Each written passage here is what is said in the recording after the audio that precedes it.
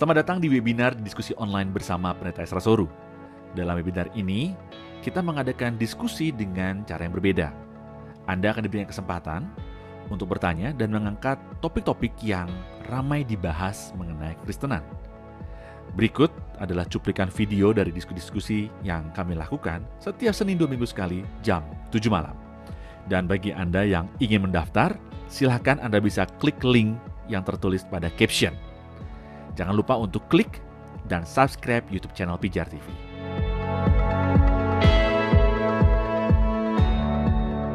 Saya mau menanya soal tentang ini kegelisahan saya. Waktu itu papa saya sakit, Pak. Jadi harus aktivitasnya ada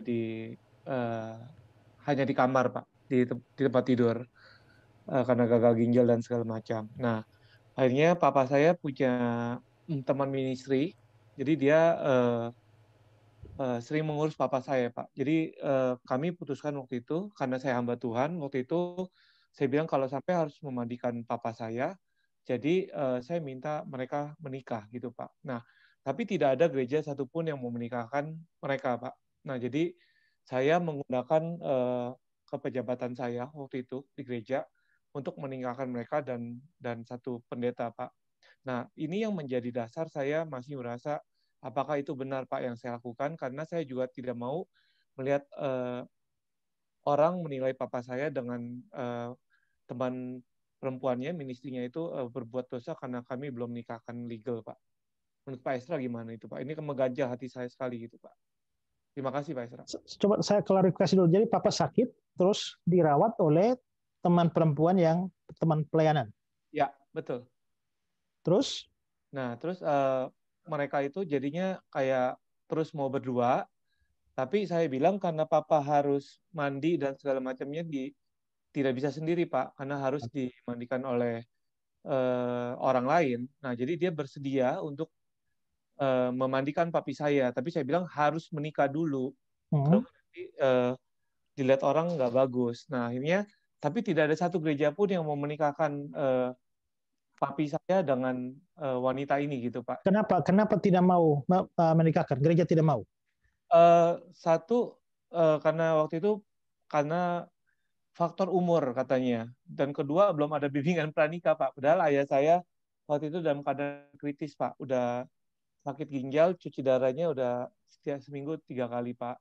Nah, jadi saya menginisiatif waktu itu saya tidak bimbing pranikah karena saya tahu papa saya dan calonnya itu udah Kristen, Pak. Jadi saya menggunakan kepejabatan saya sebagai hamba Tuhan di gereja saya yang menikahkan, Pak. Nah, apakah itu dosa, Pak? Karena ini mengganjal hati saya juga, Pak. Secara prinsip menurut saya tidak salah. Hanya memang ada beberapa hal yang dipertimbangkan, misalnya adalah bahwa sebenarnya mereka tuh saling mencintai tidak? Saling mencintai, Pak. Nah, jadi karena saya pertanyaannya adalah waktu itu kan takut dipikir waktu itu adalah hartanya, Pak, yang mau diambil sama perempuan ini gitu. Jadi papa saya waktu menikah, saya langsung panggil notaris dan catatan sipil, dan papa saya menekan tanda tangan semua harta waris semua ke anak, dan istrinya, calon istrinya juga tanda tangan semua, jadi memang dia mengalihkan semua ahli waris. Nah, jadi semua itu sudah dipatahkan, Pak, kalau secara duniawinya, Pak. Jadi mereka sekarang Mama di mana? Sudah meninggal, Pak. Sudah meninggal. Ya. Terus yang teman ministry ini sudah pernah menikah? Jadi janda mati, Pak. Janda tinggal mati sudah resmi, Pak. Oke, kalau memang dua-dua memang pasangannya sudah meninggal, ya bagi saya nggak ada masalah, dan juga mereka saling mencintai, nggak ada yang salah dengan itu. Ya. Jadi saya menggunakan kepejabatan saya sebagai yang menikah itu nggak apa-apa, Pak. Nggak apa-apa. Ya, hanya mungkin kalau ya resiko organisasi mungkin pro kontra bisa ada saja, tapi secara dari sudut pandang firman Tuhan nggak ada kesalahan apapun di situ menurut saya.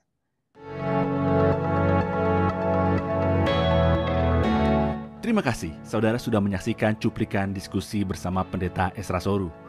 Jangan lupa segera mendaftar dengan klik link pada caption sekarang juga. Informasi selengkapnya ada pada image di akhir video ini.